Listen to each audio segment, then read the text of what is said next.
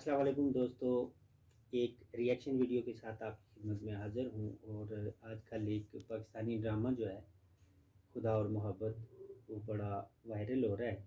तो लोगों से सुना था मैंने कि ये ड्रामा बड़ा अच्छा चल रहा है, तो सोचा इस पे एक रिएक्शन वीडियो बना लेते हैं और आपके साथ शेयर कर लेते हैं।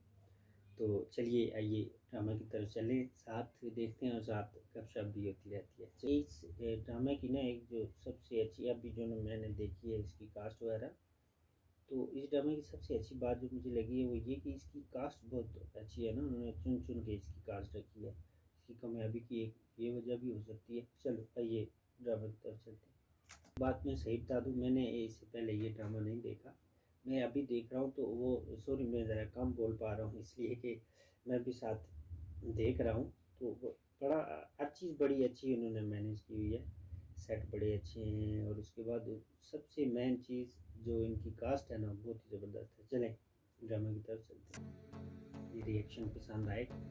बहुत अच्छी कास्ट है इस ड्रामे की और बहुत अच्छी प्रोडक्शन है। मेरे ख्याल में लाहौर में बना है। तो मैंने जो क्लिप देखा है मुझे तो बहुत पसंद आया। आप कमेंट्स में बताइएगा कि आपको कैसा लगा। अपना बहुत ख्याल रखिएगा। अल्लाह हाफिज़।